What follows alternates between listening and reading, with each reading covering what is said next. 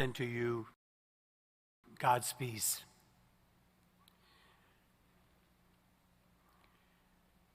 Today I lost a fellow high school roommate. Actually, this afternoon I learned of that. A friend and an ally. And it kind of set the tone even that much more for this evening. So I'm focusing on the gift of life. And when I say that gift of life, I'm talking about the breath that each one of us takes every second. Or the mind that we have, that mind that every time we have a different experience, it's like an amoeba. It changes depending on our experience.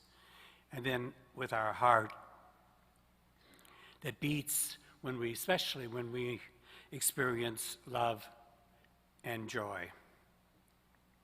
The LGBTQ community will never forget Orlando because hate has attacked us. Orlando also is a rallying call for us. And that rallying call is solidified in our theme of one love. One love means there is no hate. The LGBTQ community is a nonviolent community. When Orlando happened, you notice we didn't run to get our guns because we probably didn't have them, but there were no riots, there were no burnings, there were no calls for enemy. Instead, we had vigils of peace and prayer.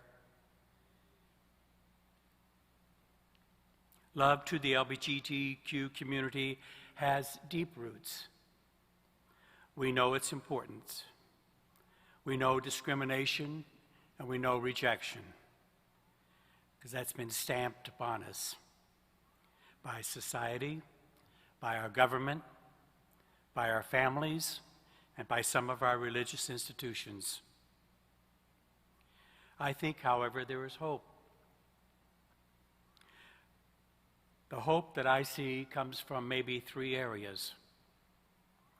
One from the pulpits and the podiums, one from politicians, and one from those of you sitting here. I think the upcoming elections, we have to storm the election centers and vote people into office, our elected officials, who do not believe in hate. And I think from our pulpits and from our podiums, we need a louder voice. I don't like the ones I'm hearing now. They're very negative, they're very damaging, especially to Christianity. But I think that our rational kind of speaking, I'll call it that, needs to be heard more. And we need to hear different stories other than the stories of Leviticus. As for me, God is love. Whatever is at the center of creation, or whatever you think of as God, I think God is love. And that's the fundamental belief of faith. I enjoy reading and remembering the fourth chapter of 1 John. It's the 7th and the 8th verses. And it says this, and it's very simple, but it has such meaning. Everyone who loves is born of God and knows God. Whoever does not love does not know God, for God is love.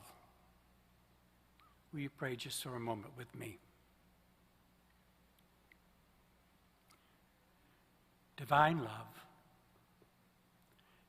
love comes surround us here today and tomorrow, and on those paths that we will take. Even though they may be rough at times, we must move on because we are all homeward bound.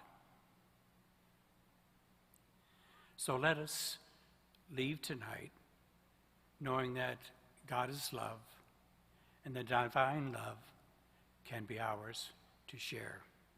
Amen.